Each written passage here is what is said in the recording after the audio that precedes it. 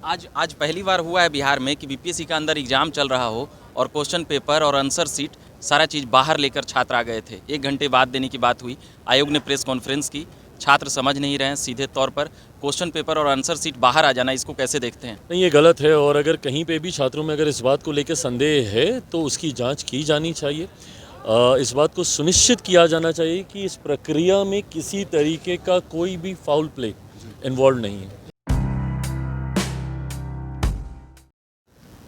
तो अभी देख रहे होंगे चिराग पासवान आए हैं और क्या कुछ कहते हैं संसद में चल रहे गतिरोध को लेकर, और साथ ही बिहार में बीपीएससी के क्वेश्चन पेपर और आंसर सीट जिस प्रकार से लहराए हैं उसको लेकर कि हम लोग गठबंधन के तहत ही दिल्ली में हम लोग चुनाव लड़े। हाँ, और एनडीए की बैठक हुई थी, एक तरह से गेट टुगेदर हुआ था रात में। उस दिन क्या बात हुई थी? मतलब क्या बिहार इलेक्शन को लेकर भी आप लोगों ने रणनीति तैयार कर ली, कौन कितने सीटों पर लड़ेगा यहाँ, ऐसा कुछ? ऐसी बैठकों में ये सारी बातें तय नहीं होती। हर दल का प्रतिनिधि जाता है और एक क्लोज कमेटी तैयार की जाती है जिसके भीतर ये तमाम विषयों पर चर्चा होती है। बट हाँ, स्वाभाविक है, चुनाव अब सर पर हैं। अगले साल इस वक्त तक बिहार में पुनः एनडीए की सरकार बन चुकी होगी। मौजूदा मुख्यमंत्री एक बार फिर से मुख्यमंत्री पद की शपथ ले चुके होंगे। बट उसके लिए चर्चाओं का दौर शुरू हो जाए, ये हम लोगों ने इसकी शुरुआत हम लोगों ने ज़रूर कर दी है।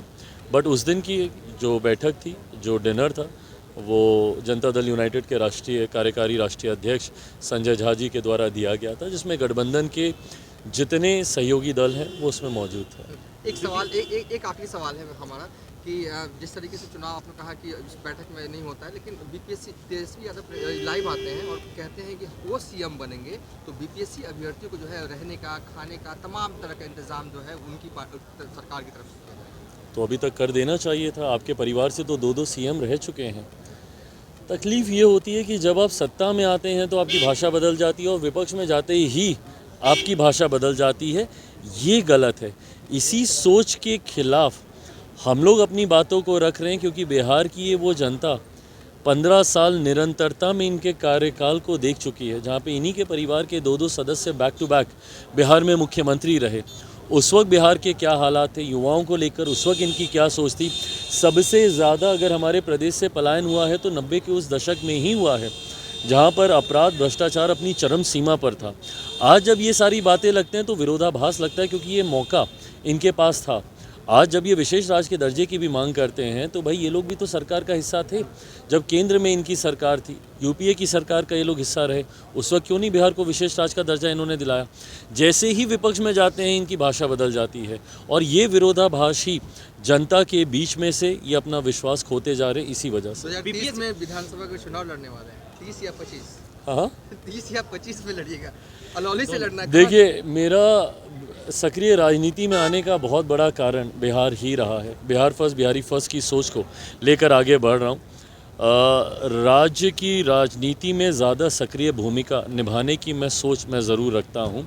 आने वाले दिनों में कभी कोई ऐसी परिस्थिति आएगी, केंद्र की राजनीति, बिहार की राजनीति, मेरी प्राथमिकता हमेशा बिहार रहेगा। इस बार के संसद में पूरा एकदम हो हल्ला हो रहा है, इसको कैसे देखते हैं चिराग जी? गलत है ये। और ये देखिए, कहीं ना कहीं जिम्मेदारी विपक्ष की भी उतनी ही बनती है। सत्ता पक्ष के साथ साथ विपक्ष की भी जिम्मेदारी है कि संसद को सुचारू रूप से कार्य करने दें। आपको सवाल पूछने हैं ना हमसे, उससे बेहतर स्थान और क्या है? आइए वहाँ पर सवाल कीजिए, कटघरे में हम लोगों को खड़ा कीजिए, पर सिर्फ एक ऐसे विषय को लेकर जिस विषय को जनता ने पूरी तरीके से नकार दिया। बार बार ये संविधान को लेकर, आरक्षण को लेकर जनता के बीच गए। लोकसभा के चुनाव हो, विभिन्न राज्यों के चुनाव हो, वहाँ पे जनता ने इनको नकारा। अडानी के मुद्दे को लेकर ये लोग गए, उस मुद्दे को जनता ने नकारने का काम किया। फिर भी अपनी ज़िद की वजह से उसी मुद्दे को लेकर सदन नहीं चलने देना ये उचित नहीं है। आज प्रियंका गांधी बोली हैं कि नरेंद्र मोदी जी बार बार चेहरे बदल कर लोगों के बीच में आ रहे हैं और बार बार उनकी बातें पूरी झूठी होती जा रही है। अगर बातें झूठी होती तो जनता तीसरी बार, बहुत कम भारत के राजनीतिक इतिहास में ऐसा हुआ है। इससे पहले एक बार और जब लगातार 3 बार किसी ने प्रधानमंत्री पद की शपथ ली, उस वक्त परिस्थितियां इतनी अनुकूल नहीं थी। परिस्थितियां उस वक्त जिस तरीके से आज की तारीख में है, उसके बावजूद लगातार मौजूदा प्रधानमंत्री तीसरी बार प्रधानमंत्री पद की शपथ लेते हैं। मजबूत सीटों की संख्या के साथ एनडीए सरकार बनाता है, ये अपने में कोई सामान्य परिस्थिति नहीं है। ये जनता का विश्वास ही था और मोदी की गारंटी को पूरा करने का विश्वास जनता के ऊपर, जिसने तीसरी बार लगातार प्रधानमंत्री जी को देश का प्रधानमंत्री बनाया, तो जनता विश्वास करती है। आज पहली बार हुआ है बिहार में कि बीपीएससी का अंदर एग्जाम चल रहा हो और क्वेश्चन पेपर और आंसर सीट सारा चीज़ बाहर लेकर छात्र आ गए थे। 1 घंटे बाद देने की बात हुई, आयोग ने प्रेस कॉन्फ्रेंस की। छात्र समझ नहीं रहे हैं सीधे तौर पर, क्वेश्चन पेपर और आंसर सीट बाहर आ जाना, इसको कैसे देखते हैं? नहीं, ये गलत है और अगर कहीं पे भी छात्रों में अगर इस बात को लेकर संदेह है तो उसकी जांच की जानी चाहिए। इस बात को सुनिश्चित किया जाना चाहिए कि इस प्रक्रिया में किसी तरीके का कोई भी फाउल प्ले इन्वॉल्व नहीं है। Thank you. तो ये बात कर रहे थे हम अभी चिराग पासवान जी, जो केंद्र सरकार के मंत्री हैं और अभी कई सवाल और जवाबों में जवाब देते हुए नजर आए हैं। बाकी बीपीएससी को लेकर, अभ्यर्थियों के मांग को लेकर बड़ी बात कहे हैं कि यह सही नहीं है। बाकी बने रहिए झकास भारत पर। मेरा नाम रविकांत हुआ, धन्यवाद।